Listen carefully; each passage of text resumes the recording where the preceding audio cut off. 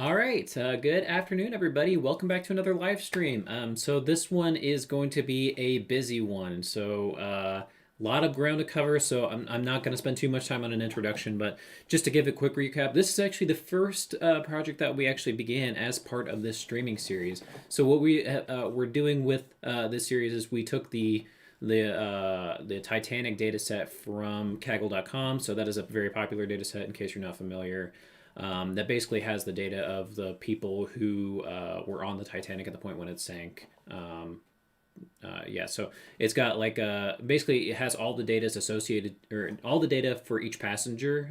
So like whether they're a male, female, where they embarked from, and things like that. And then what the model is trying to do is predict whether or not the person survived. And so if you are just now playing or are joining us for the first time and haven't seen those streams before, we all those are available on YouTube for replay. But basically, where we got to was we had created the model, saved it out as a pickle file, and wrapped it as part of an API. So let me just go ahead and jump into sharing my screen here. I guess we did wrap it in a Docker container as well. So this right here that I am showing is the script that we created to build the real-time API. So you can see that this is implemented in Python with a library called Fast API. And Fast API here so you can see we are instantiating the object here, and then down here we're actually loading this model here. Oh, and so by the way, all of this whole repo is up in my personal GitHub. So if you would like to follow along, please check that out. And then I will also provide instructions on how to do some of the things that we're going to be doing in this stream, specifically with AWS, like how to get your AWS setup account set up to do some of the things that we're doing. So yeah, I apologize if I'm talking really fast because we just have so much content to get through in one stream, and I want to be able to ensure that we can get to it all. Okay, so you can see here we basically have two API endpoints. We have an invocations and a ping endpoint. I don't even remember if I recap what we're doing in the stream today. So what we're doing in the stream today is we are going to be taking this API and deploying it out to AWS with AWS SageMaker, SageMaker being the machine learning service for Amazon, as a real-time endpoint. And so, yeah, and now we're just kind of recapping the API. So again, sorry that I'm kind of jumping all over the place. I really should have just written down like a couple notes for myself. But anyway, so recapping here. So we have an invocations and a ping endpoint. The reason that they're named as such, because I typically like to name my post endpoint for actual inferences as predict. Invocations and ping is the precise syntax that SageMaker is looking for whenever we deploy this out to that platform. And so you can see we're not doing anything necessarily in fancy here. What we're doing is, so whenever you call up this invocations endpoint here, we are taking the JSON from the body of the request, transforming it into a pandas data frame, passing it through the model to get a prediction, and then just simply returning the prediction. And then down here, the ping endpoint is just simply for health purposes. So and we may see that a little bit here with SageMaker. So, and we also did, as a reminder, wrap this as part of a Docker container. Now, there's going to be an interesting thing here. So this stream almost didn't happen. Last night, I was preparing for this stream, and I had some bugs, and I will talk about those bugs. They were specifically related to this Docker container. And an interesting quirk, don't want to get too far ahead, but basically, so what we can see here doing is we are starting with a Python 3.9 Slimbuster image. And again, this is not like some of these things that I'm doing in here are not like you have to do these this way. This is just kind of one way. There are more than one way to do a thing, obviously. So what we're doing here is we are starting with our base image of Python 3.9 Slimbuster. I had to install some special Linux dependencies to get this to work on my Mac Mini here. Again, this is the Mac Mini that I use here at home is one of those with the new Apple Silicon architecture in it. So I had to do these special things to get to work with my Mac Mini here. Then we are pip installing all of our requirements from our requirements.txt files. So just a refresher on that, what's in here. Just a couple simple little things. So we were using category encoders for one-hot encoding. Cloud Pickle for the actual like pickling or serialization and deserialization of the model. Pandas, because pandas is pandas, and then scikit-learn, which is the library that we use to actually build the model. This is actually a random forest classifier. So back to here, if you're wondering, well, what does RFC stand for here? RFC stands for random forest classifier in this context. Okay, and then we do have to set a couple of environment variables as required by AWS SageMaker, so that we set those. Then we expose our port out, so that way, because we're going to be calling. Oh, that is one thing I did neglect to mention. So whenever, well, no, I'm getting ahead of myself a little bit, so let me step back for a second. So we will be exposing our API on port 8080. We copy our local files from our local Git repository over into the container as such and setting the working directory. And then finally, here's the one last interesting kind of quirk about AWS SageMaker. So if you are familiar with Docker containers, you might be familiar with the fact that you generally have like some sort of entry point or entry command whenever the container starts. SageMaker is a little bit interesting in the sense that it does, it wants a specific syntax for like a script to know how to start or do whatever. So you can see here, so actually specifically whenever we actually deploy this out to AWS SageMaker, it wants to see this little file called serve. And so you can see off on my left navigation here, this serve file.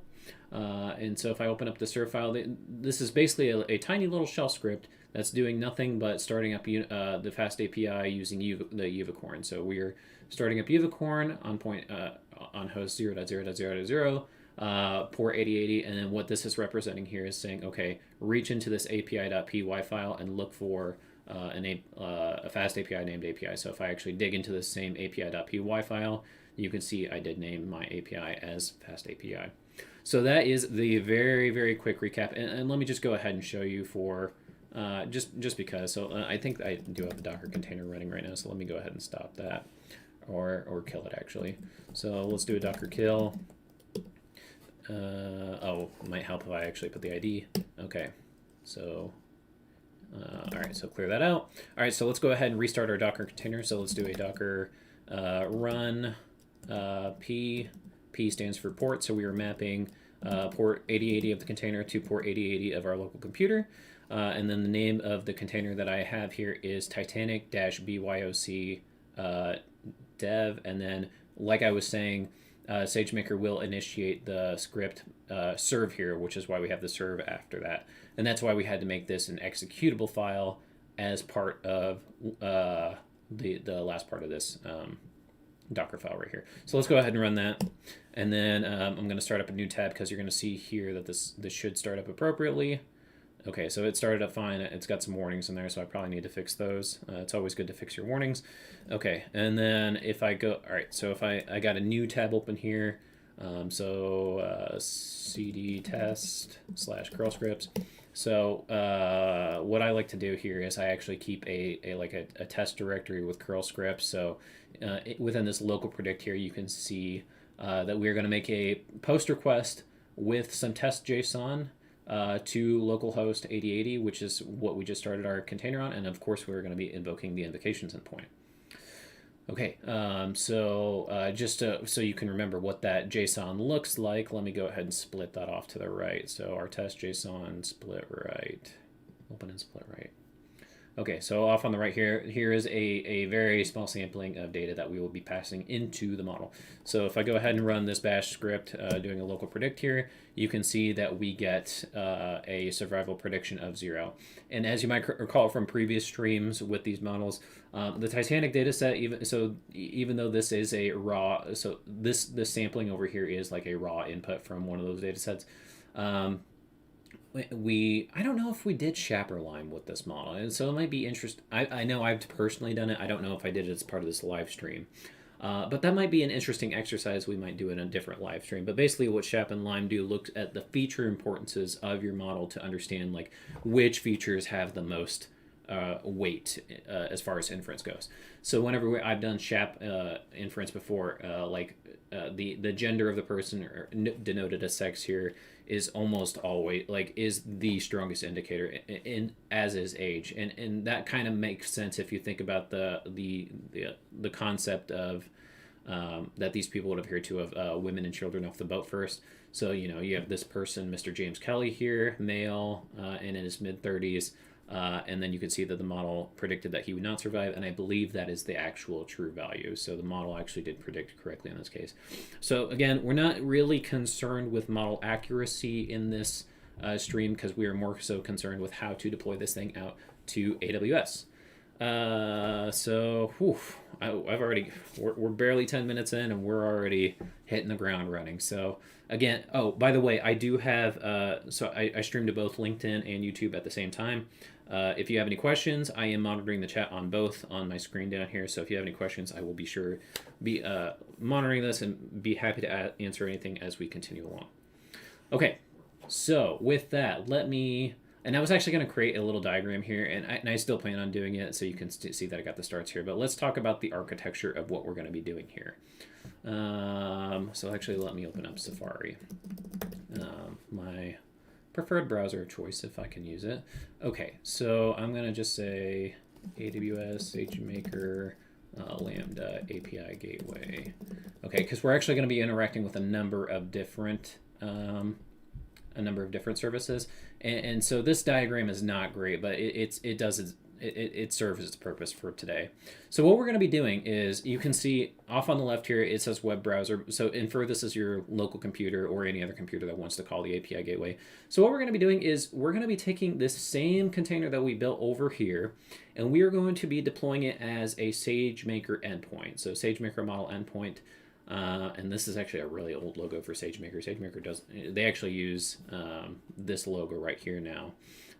So if that kind of indicates, I know this article said that it's been updated, the content has, but the logos have not been. So anyway, so we are going to be deploying the model endpoint, and then in order to actually invoke it from the outside world, we need to add a couple of extra steps. So those extra steps being obviously the API gateway here, which will be kind of like that intermediary between the outside world and AWS. And then in order to connect API gateway to the actual SageMaker model endpoint, we will have to invoke that indirectly through a Lambda function, as you can see here. Okay, so the first thing that we are going to want to do is obviously log into our AWS console. So let's go ahead and do that. So I actually, what am I doing? I got a bookmark here. All right, so I'm going to sign into the console. And then I'm going to populate my password and stuff. And then one thing as we continue along here, before I go any further, even though we will be showing how to deploy this endpoint out to AWS, it is going to be open and public for the entire world to see, which is obviously not great. What is out of scope for this stream is the property security measures to lock down the API. And the only reason I'm avoiding that for now is just for time's sake. If we wanted to do those things, it's not too bad to do them, but it would just add a lot to the stream. So, and by the way, I'm going to be setting up everything at the start of the stream, and then toward the end of the stream, I'm going to tear it all down. And then probably in a future, we're going to be doing everything through the AWS console, the AWS user interface within the browser here. But perhaps within a future stream, I will show you how to do everything here as part of Terraform files. And so I know I have not done a stream yet on like a Terraform 101. And so actually next week's, I still got to get back to the movie model. I'll think about it. So there will be a Terraform 101 that comes before whatever we're going to do at Terraform. So I need to grab my my token here off my personal cell phone, so that's why I'm looking at my phone right now. Okay, so, all right, so 726 089. Okay, so we are signing into the console here. Okay. Oh, one thing that I kind of skipped over too as well is, so in order to make use of the SageMaker model endpoint here with the container, we actually have to upload our container to another service in Amazon called the Elastic Container Registry, ECR for short. So the first thing we're going to do is actually set up that ECR registry. And so here is where the quirkiness begins and some oddness begins. Let me take a sip of my drink real quick. Okay, so you can see I already do have one ECR that I created last night for demo purposes. So here's where I was having my issue that made me almost have to cancel this stream today. So you can see I do have one image in here, and we're going to make use of this image for actual SageMaker endpoint. So the issue is that, like I had mentioned before, I have this M1 Mac Mini over here with this Apple Silicon architecture. Apparently, the Apple Silicon architecture is much more closer to that of ARM, or like ARM architecture, than like x86. And so when I pushed this Docker image up into ECR here and tried to actually start up the SageMaker endpoint, it didn't want to start because there was incompatibilities between, I guess, SageMaker must be using some sort of x86 architecture versus Apple Silicon. So that's interesting, especially as we continue to move. Many companies still have people working off of MacBooks, and so they're going to need to figure something out with that. And so I don't know if that means that AWS is going to have to figure out a way for SageMaker to interact with these Docker images correctly, or if that means that we're just going to have to use some sort of other mechanism to actually create this image. So I'm showing this here. I'm going to show you actually how to upload this image. But the reason that I do have this here already created is because I actually had to use my my Microsoft Surface to build the image and then push it up, because the Microsoft Surface had the x86 architecture in there. So that's actually why this is already here. But let's pretend like this doesn't exist and you want to start from scratch. Okay.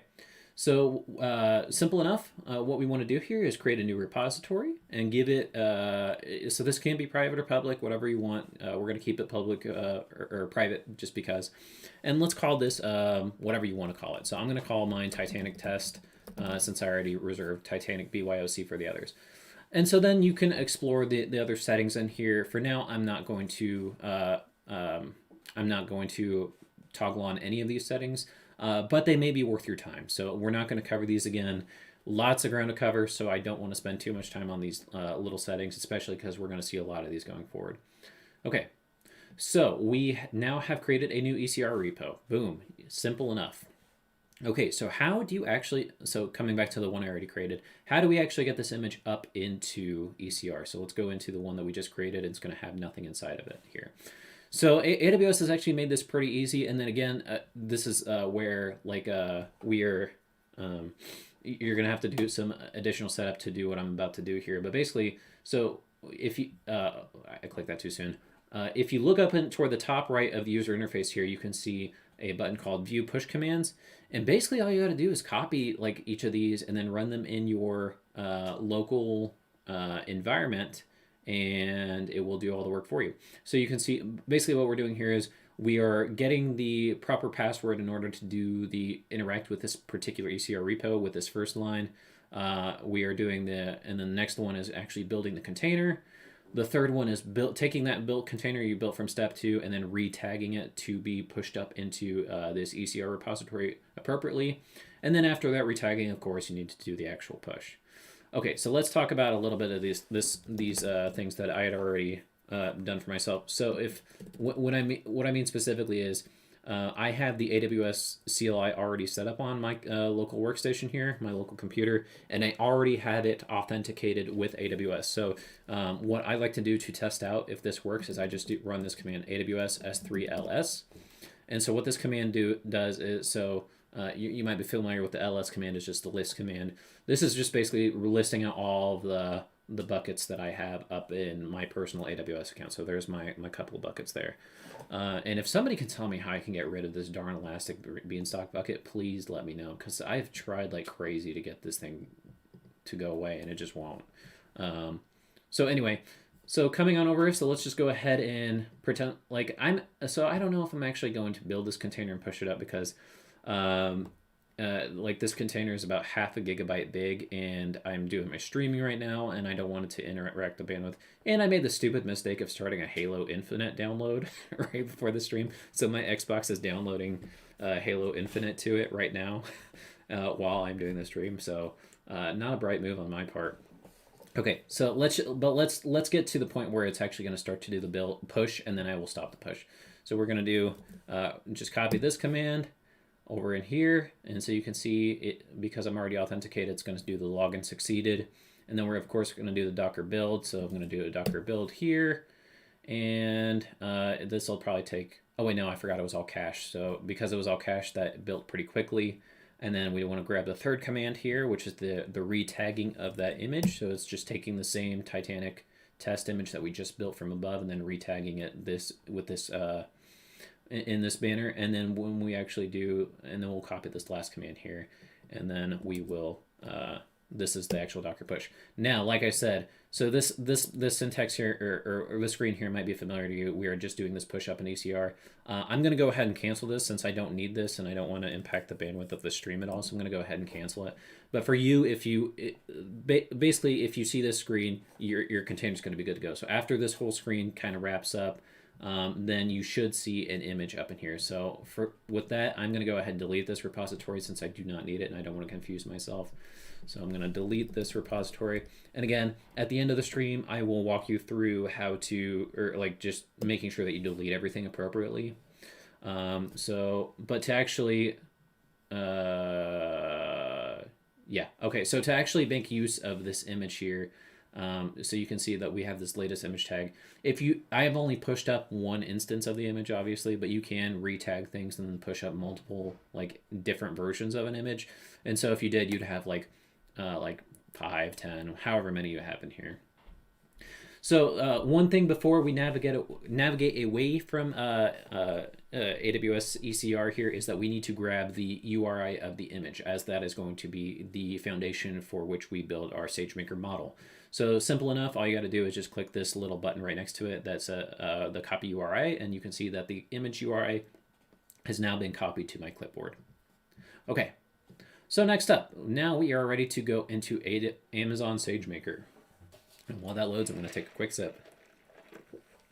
Okay, so the first I did a previous stream before that walked through the high-level services of AWS SageMaker, and one thing that I noted in here is that, so off on the left navigation, I'll go ahead and open up this up too. So this is the models user interface.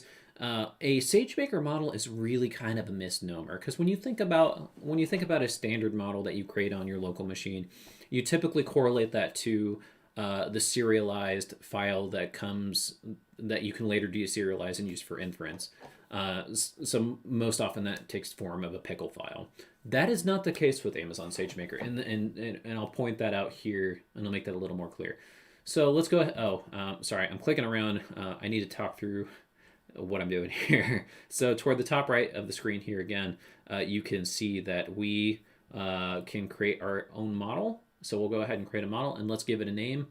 Again, I'm just using a default IAM role here. I don't know what this can or can't do. I think it's got like a lot of access on it. But anyway, again, IAM and other security measures are out of scope for this stream. So actually, at the point when we go live with this API, for however long the stream is available, any of you watching the stream will be able to hit it. And I'm not too worried about that because, let's be honest, I don't get that many viewers live, and I will delete this as soon as the stream is done. So let's go ahead and give the model name. I'm going to call it Titanic BYOC model. So BYOC stands for Bring Your Own Container, because that's what we are doing here. We just uploaded the container to ECR. BYOC model. Okay, and then so then we have to define our container definition. So you could see that there's a couple different options we can use here. Most of the time, most people are going to use this first option, provide model artifacts. So if you were to do your training with AWS SageMaker, which we did not, we trained locally, AWS SageMaker would put those artifacts into S3.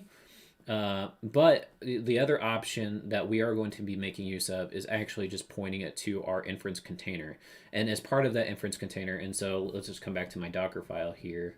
The Docker file here actually has the container baked directly in, as you can see right here. And there are advantages and disadvantages to that. So again, more than one way to do a thing. If you wanted your artifacts up in up in S3 instead of baking into the container, I actually do think that makes more sense.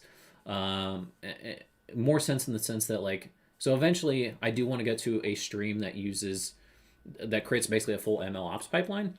And with that full MLOps pipeline would include an automated train and then an automated deployment into with AWS SageMaker. And so this pattern that we're doing here of just bringing your own container and baking the models right into the container is not super conducive, but to like what that pattern is. But the nice thing about this whole sort of pattern here is you can still use your own custom container and then just have it at runtime whenever the API gets stood up or the endpoint gets stood up. Then you can have your artifacts injected into that container appropriately. But we're not going to be doing that today.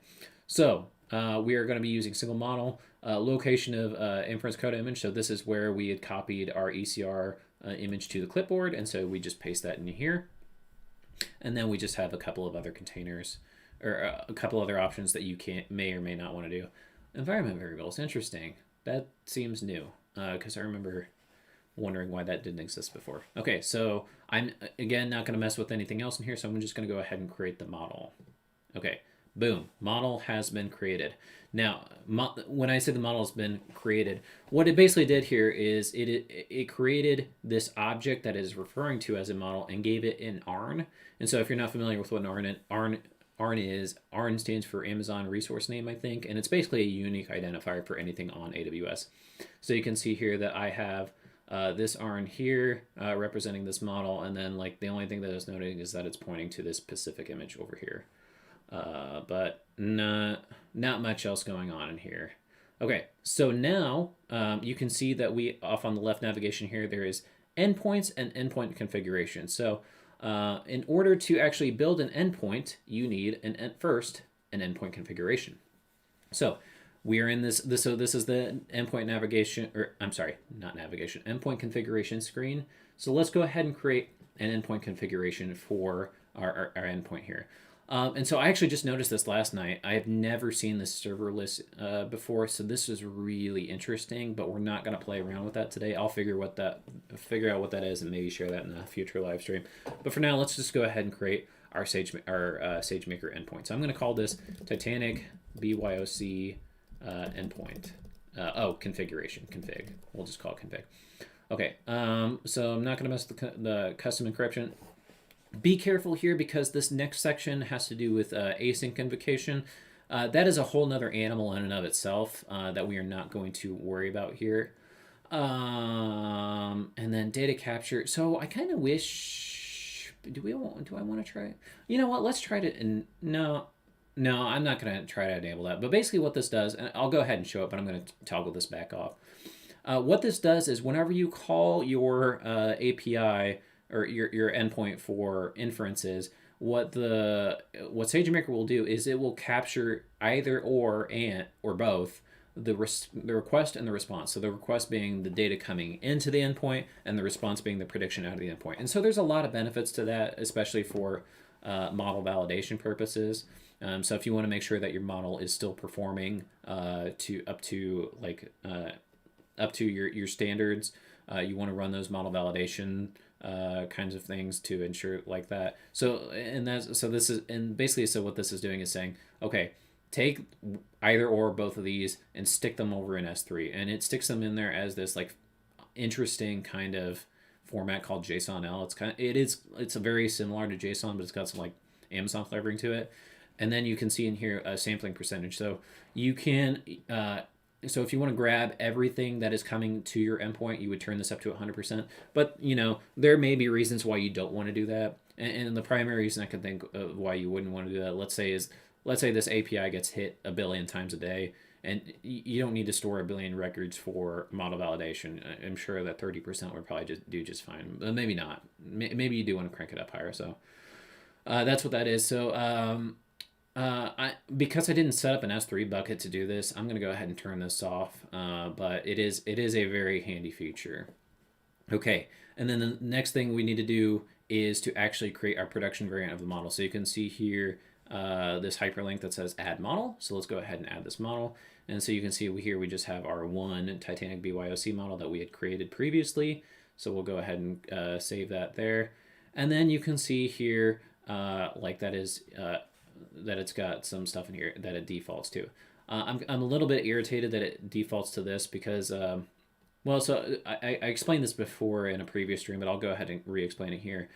So these instance types have different capabilities behind them, and then also with those capabilities come different costs.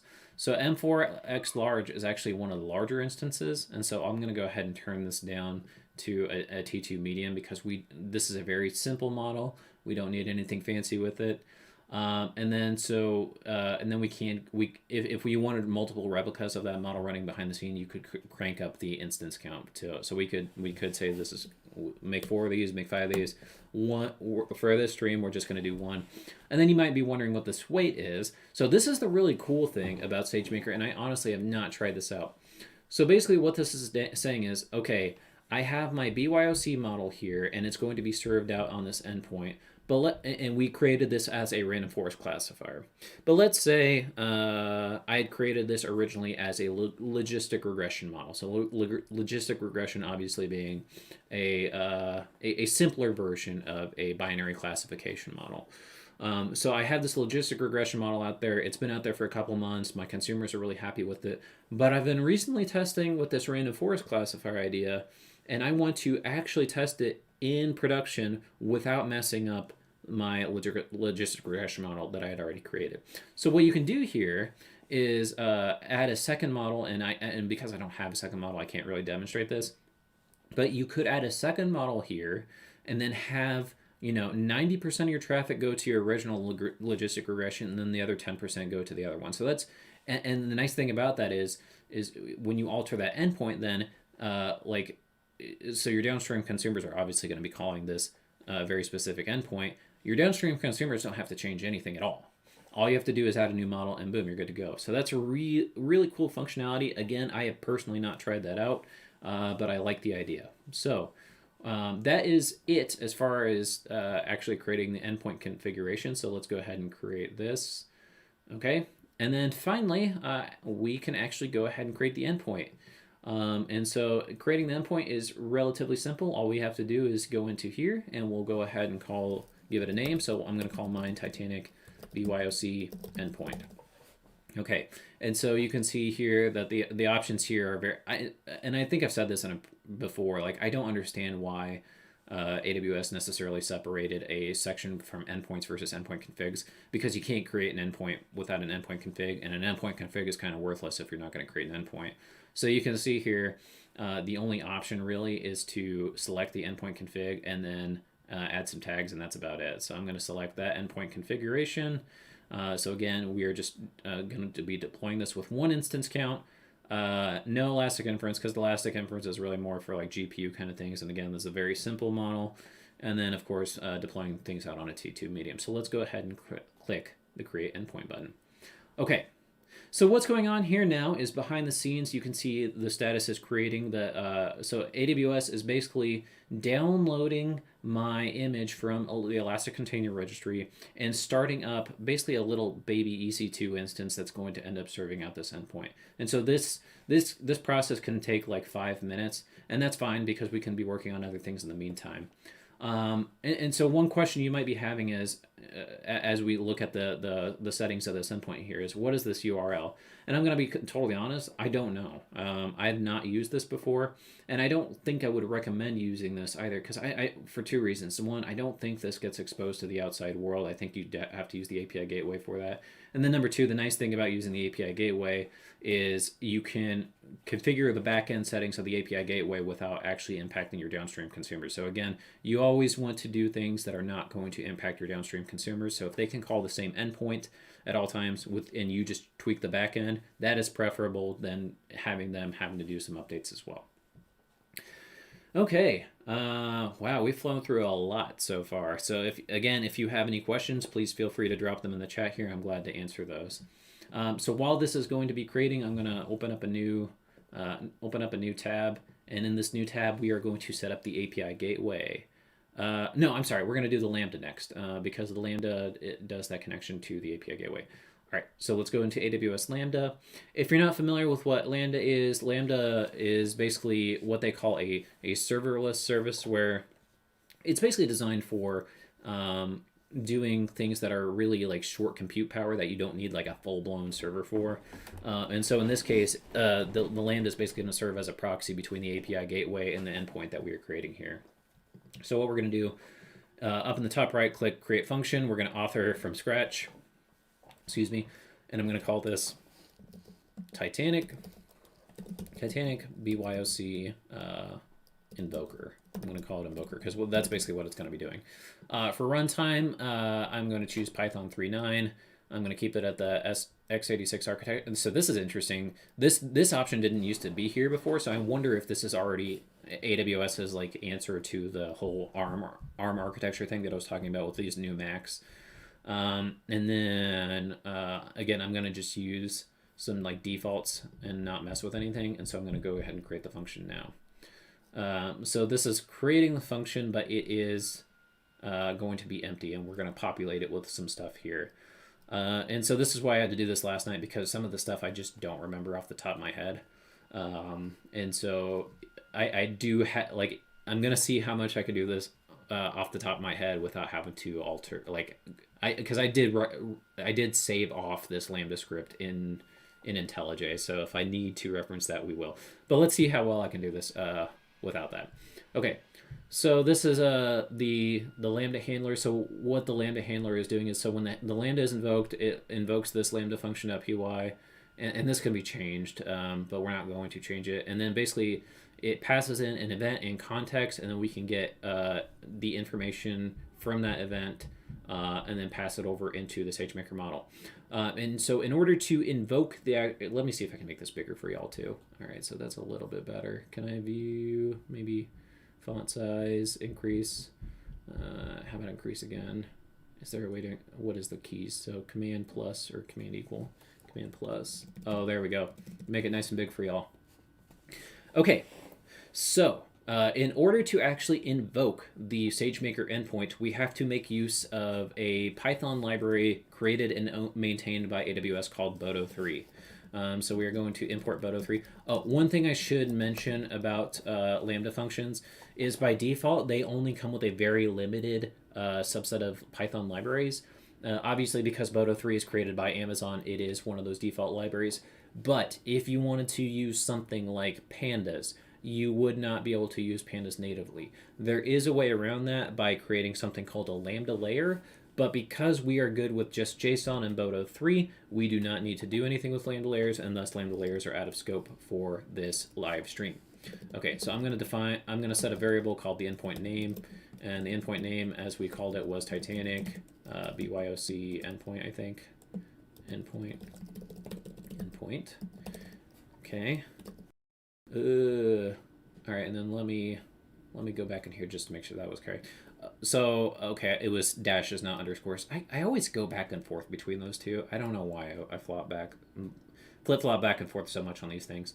So you can see, by the way, now that we are back in this screen, that the API is up and running as denoted by this end service. So let me go back into here, and then I'm going to do a Titanic BYOC endpoint.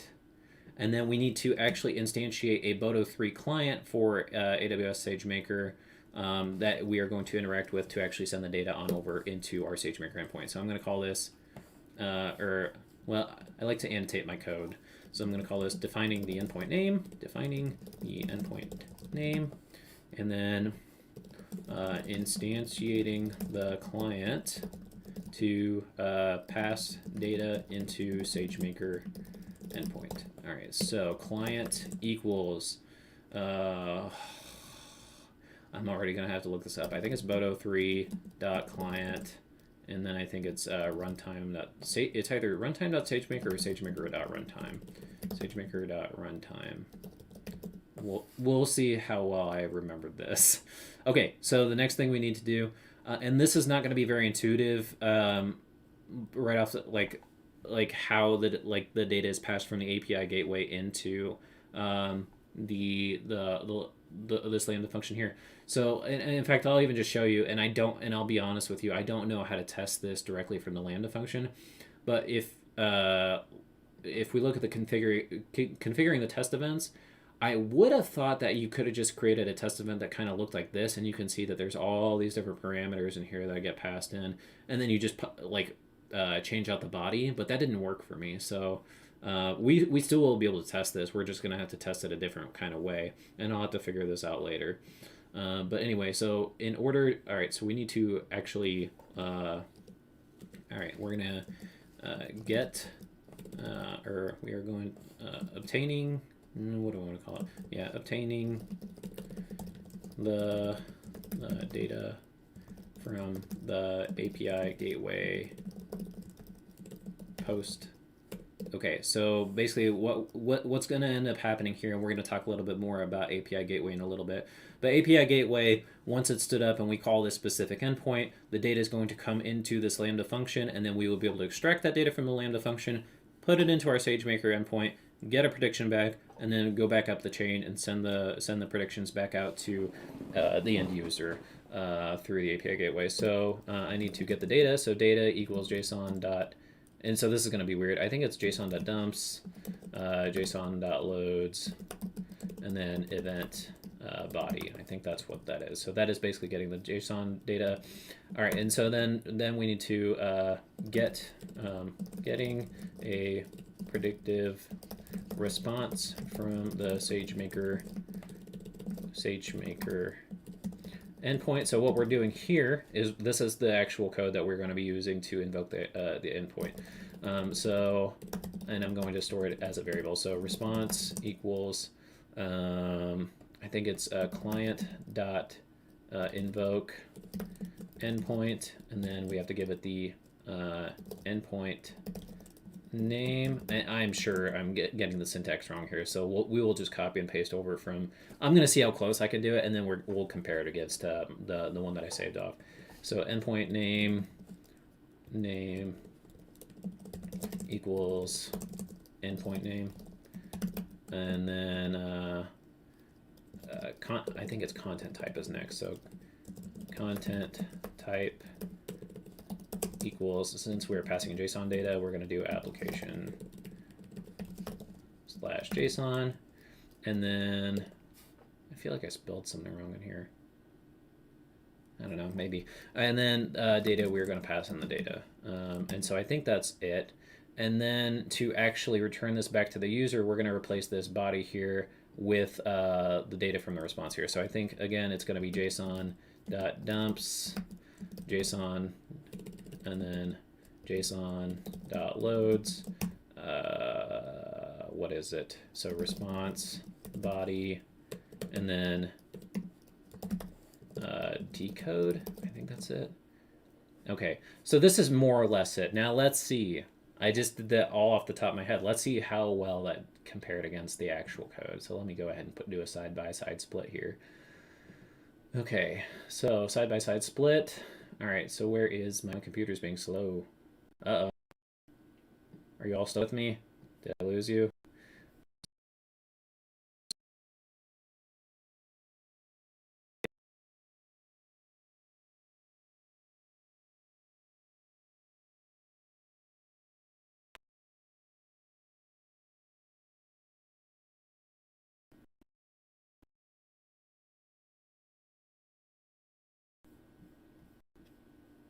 Can you all still hear? I hope so. Okay, I'm gonna have to end some processes. Uh-oh.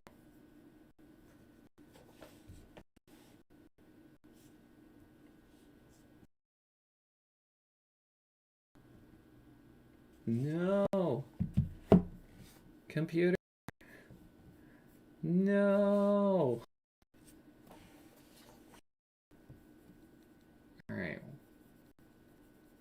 Computer has grinded to a halt. I hope you all can hear. Apologize if you all can still hear. I am having some technical difficulties. So we'll see if I can these in just.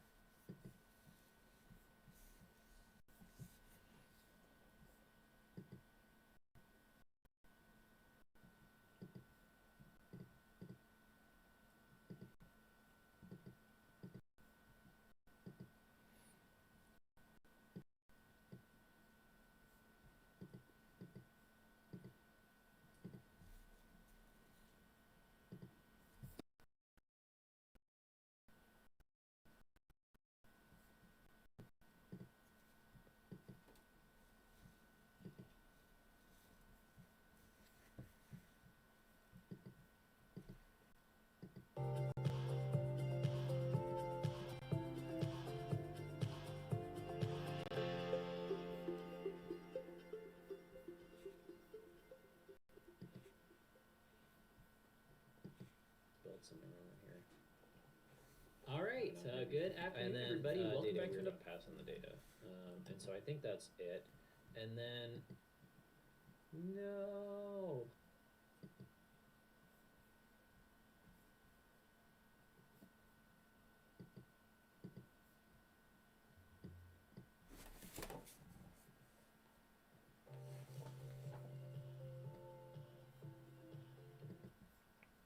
Okay, so apologies for that, folks. I think I went down on LinkedIn. Well, let's try this again. Maybe I went down on LinkedIn, but I'm still live. Maybe I am still live. So was I live that entire time? Okay, maybe. I hope I didn't do anything embarrassing. Can you all still hear me okay? Okay, so I think I actually am still live. All right, sorry about that. I just had a crazy computer glitch. I will edit that out later. So, all right, so what I wanted to do is I didn't realize how much stuff I had open. Apparently, I had a ton of crap open on my computer, so I closed it all out. Everything should be good to go. If you all can still hear or see, give a thumbs up or something. So again, sincerest apologies about that. So let's get back into things. Yeah, let me just go ahead and open up iTerm and then look into my repos directory. All right, so repos, ls, so cd into Titanic BYOC. And basically what I'm doing here is I'm grabbing the same script. I just don't want to open IntelliJ again because I'm so afraid of things crashing again. So that was kind of wild. And I can't tell if I'm actually still live or not. So again, apologies for all those technical issues there. Okay, so cd AWS, ls, cd lambdas, ls, cd. All right, so cat invoke endpoint. So how did I do? Okay, so this is the actual. Here, I'm going to go ahead and copy this and paste it down below the actual script. Okay, so hopefully we're back on track. All right, so I just pasted this here, so I defined the name of the endpoint. Okay, so I definitely got this part wrong. So the boto3 needs to be replaced as such. So boto3.session.client. So that's the actual one we want to do. So we can go ahead and delete that out. JSON. So I think I got this part right. So JSON.dumps, JSON.loads body, event body. So those are good. Those are good. SageMaker client. Oh yeah, I like to maybe be a little bit more specific with those. So SageMaker client, SageMaker client. Invoke endpoint. So let's go ahead and tab these out. And then did I get these other things right? Endpoint name. Okay, I knew that didn't look right to me. So endpoint name, and then content type. Okay, and then body equals data. So body, not data equals data. Body equals data. So sorry about that. Okay, so that is all good now. And then we want to. Okay, I knew I was missing something in here. So it's a .read. Read. Okay, so we have JSON.dumps, JSON.loads, reading the response from the body. Maybe that's a capital B with a body. Read and then returning. So I can delete the rest of this now. Okay, so that is our actual Lambda function.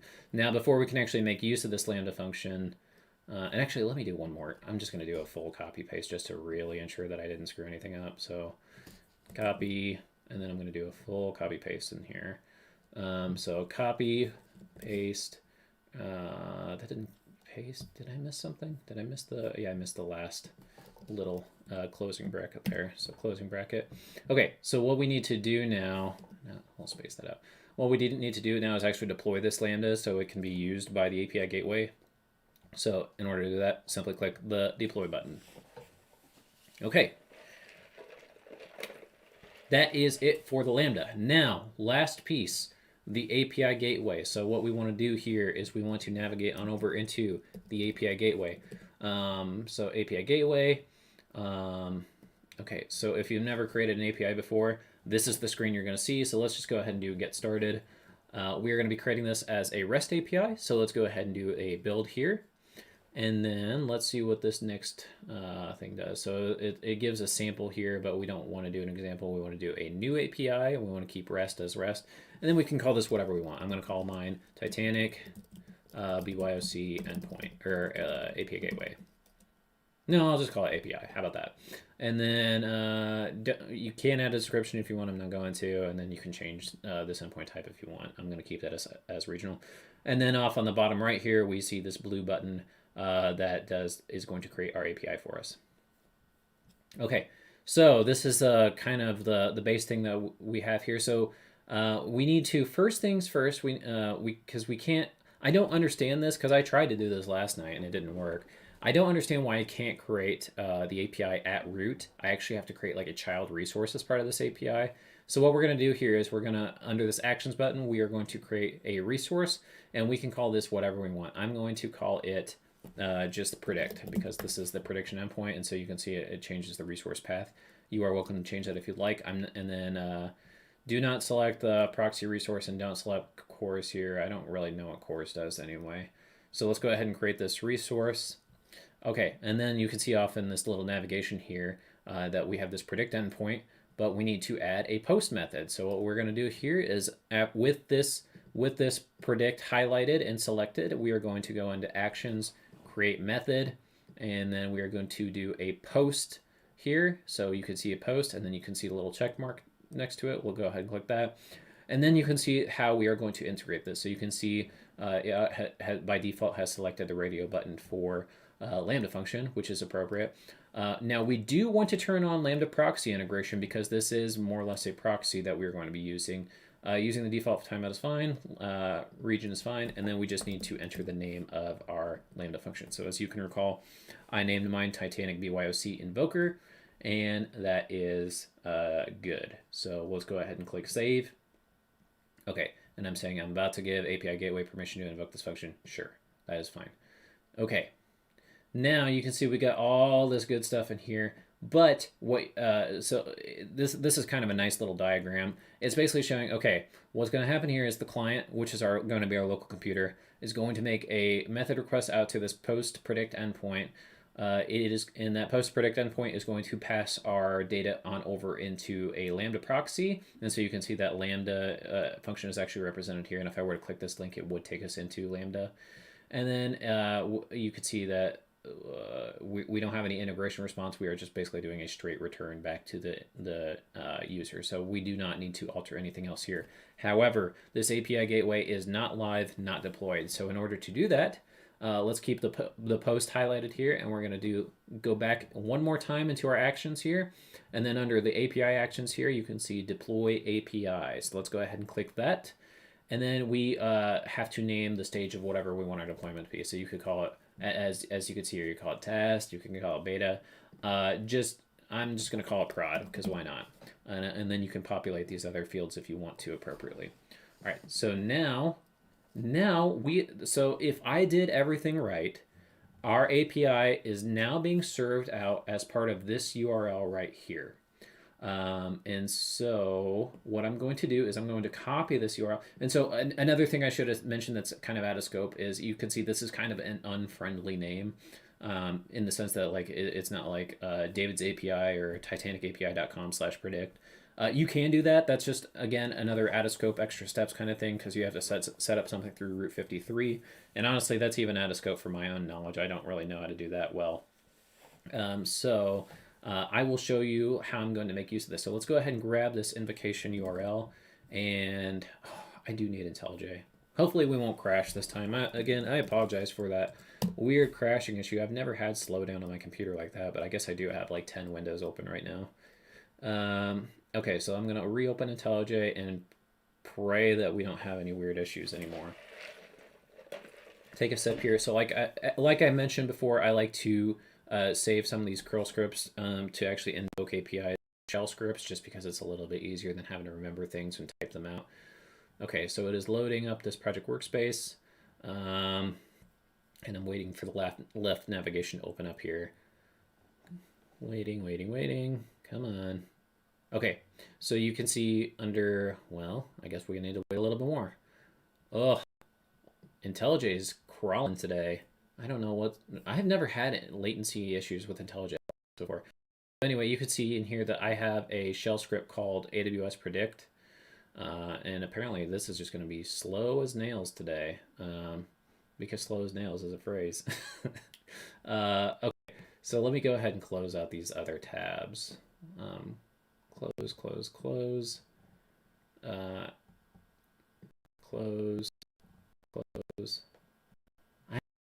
can still see it. some major latency issues with IntelliJ here right now. Okay, we are passing in the same test JSON file here. So let's look at the syntax of this shell script here. It's really not doing anything fancy. The only thing, so this is going to be the same. We're passing in a header that says we're passing in JSON content. We are passing in the same data, and then the only thing that we need to change out here, and this is what I was testing out last night, is we just need to replace this appropriately. I am going to replace this.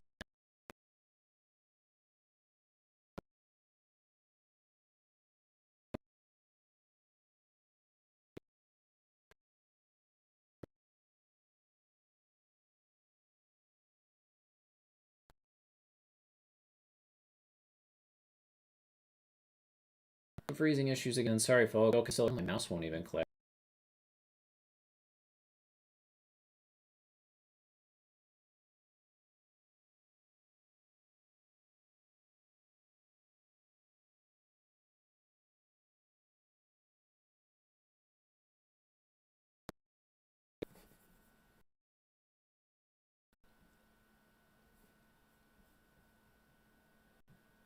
All right, IntelliJ, I'm killing you again. Sorry. Okay. Note to self, don't have so many windows open. I can close this out too. Don't want to close out Streamlabs because Streamlabs is how I'm doing my streaming right now. Okay, so let me just alter it as part of the command line here. We'll just do it with nano cd tests cd curl. All right, so ls. So I'm gonna be altering this AWS predict. So nano AWS predict sh. Okay, so we can alter the same thing in here. It's just not as pretty. So I'm gonna replace this here. I'm gonna replace this here with this. Now, so one thing to note here is that it just gives you like the base, so it does note that this is a prod stage, but if we actually want to invoke the actual endpoint, remember we did create this as part of the predict, so we actually do have to add one more keyword on here, and that is predict. Okay. And then I'm going to write this out, and then I'm going to exit out. Okay, so if I did everything properly, I should be able to run this bash script, and I will get a response back from my API. So bash, AWS predict, fingers crossed. Internal server error. No, I did something wrong. Okay, let's go find out what we did wrong. Because I remember I had some sort of issue last night, and I don't remember what it was. So I guess this is a good chance to like point out some debugging techniques. So debugging. So I want to go into this endpoint. I want to look at the Lambda function, because the Lambda function, you can actually look at logs for when things go wrong. And well, I guess we can go back to Lambda directly. Okay. So, all right, so go into Lambda, and let's look at our Lambda function here. And so if we want to look at the logs of the Lambda, we go into this monitor tab, which is going to basically take us on over to CloudWatch. So let's go over to CloudWatch. So CloudWatch is the service that manages all the logs and metrics and stuff for any running services on AWS. So both Lambda and SageMaker have some good things with that. So okay, it looks like syntax error in Lambda function closing parentheses does not match open parentheses. Okay, so apparently on line 25. So apparently I have a syntax error in here somewhere. So on line 25, where is line 25? Loading my function back up. Wow, I am just having all sorts of latency issues today. All right, so line 25, what I'm guessing is I probably didn't have, okay, so read matches, decode matches. Do I have one too many? So JSON.loads. Oh yeah, I don't have, I'm missing one paren. Okay, so there we go. Just a babe. So actually that wasn't too bad. So thank goodness. I was kind of afraid that was going to be a major issue. So okay, so I just uploaded or corrected that. So let's go back in here. Let's try this again. All right, so I ran this back. Oh, another one. Well, that may be just that it didn't propagate. Sometimes it takes a minute or two for that Lambda to propagate. But I'm still getting an internal server error. Okay, so let's find out what else I may have done wrong. And let's make this bigger, and let's go back into CloudWatch, and let's go back into our logs. And so let's look here to see what I may have done now. All right, so an error occurred when calling the invoke operations because it has no, what does it say? User The role is not authorized to perform this function. Okay, so I forgot about this. So this is just another simple permissions issue, it looks like. So let's go back into our Lambda, and then let's alter this and just give it access to be able to do what it needs to do. So in order to do that, we just go into configuration here, and we go into permissions, and then let's alter our role here. So our role here, all right, so let's go into here, and I'm going to give it SageMaker full access. Again, this is not best practice. You want to follow the best practices of least privilege with your security. Just for basically quickness purposes, I'm not going to try to do anything super fancy here. So I'm just going to give it SageMaker full access. SageMaker full access, which is one of the default, if I can spell right, one of the default policies that comes with Amazon SageMaker. So there you go. SageMaker full access, and then you can't see under my pretty face there, but there's an attached policy button right underneath my face there. And then you can see that this Lambda function now has AWS full access. So let's try again. Now that we have full access, so we are going to run this bash. Boom! That's it. So that is exactly what we wanted to see. That is the same output prediction as if we were running, am I still running the Docker container? So Docker PS. I still am running. So if I run the bash, well, let me just show you. So the cat local predict is just hitting our local endpoint. So let's go just do a bash local predict. And you can see the bash local predict, it gives us a survival prediction of 0. And then you can see here the AWS also gives that. So that means our endpoint is working. And just to really verify that, let's go ahead and look at the actual log. So we looked at the logs of the actual Lambda here, and you can do the same thing for the endpoint. So let's go back into the endpoint here. And so there are a lot of cool things that you can do with like these dashboards here. You can see that maybe let's try refreshing these. You can see utilization, disk utilization, things like that. So let's go ahead and look at the logs right here. Whew. Wow. I mean, I am kind of surprised I covered this all in 1 hour.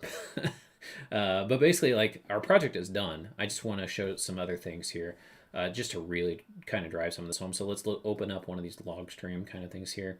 So one thing you'll notice right away is that I mentioned that we need to have that ping endpoint. And so basically what is going on here is just to make sure that your endpoint is up and running as expected. SageMaker is constantly hitting that ping endpoint just to like as a health check, and so that's why you see so many ping endpoints here.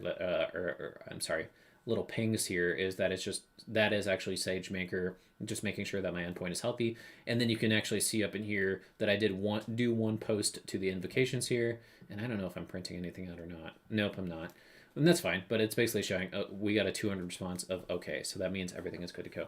And that is really it for today's stream. That is how you deploy a SageMaker endpoint out and through the console user interface. So again, not too bad to do via the console UI. However, I would not recommend doing things through the console UI because so let's say for this exact reason, let's say, and this is kind of an edge case scenario, that for some reason Amazon experiences this catastrophic sort of meltdown, and this whole North Virginia region just gets wiped off the map. And you as a now if that actually happened, like let's be totally honest, like that World War III has started, or some sort of terrorist attack has happened. If North Virginia goes like totally down, like forever, like if it gets nuked or whatever. Like I know it has occasional outages, and that's kind of to be expected with any software. But let's say for some reason North Virginia ceases to exist, and I needed to deploy this over in a different region. Imagine I have 100 endpoints. Would you want to do this 100 times? No, you would not. You want to have all of this automated through something like CI/CD pipelines, and then also with Terraform. And so we will cover Terraform another time. But before we wrap up the stream, I mentioned that that we do want to delete everything because these things are incurring costs. So let's go ahead and start with the SageMaker stuff. So with SageMaker, I'm going to go ahead and delete the endpoint first. So simple as going into the same screen here and deleting this. So we'll go ahead and delete that, and this is going to go into deleting status. Oh wow, that deleted really quick. So we deleted that. Next thing up, we need to delete the endpoint configuration. I think this one's actually not going to really incur any cost because there's not really anything to that. delete that. All right, so that is deleted. Let's go ahead and delete our model. So we will go ahead and select the model, delete the model. Again, you probably don't want to necessarily do this with the companies that you work for, but I'm just doing this because this is my personal AWS account and I do not want to incur any costs.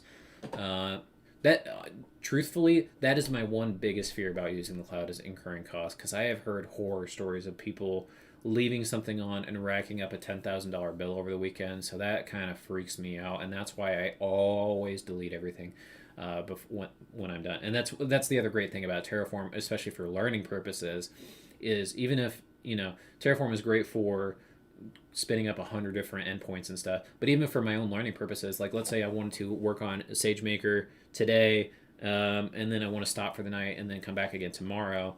Instead of having to go through this whole process again, I just execute the Terraform that's going to build all this stuff for me in milliseconds, and then at the end I can delete it all in milliseconds again, instead of having to go through all these user interfaces here and altering these things. Okay, so delete an endpoint configuration models. So that's all good to go. Let's go ahead and delete our Lambda function.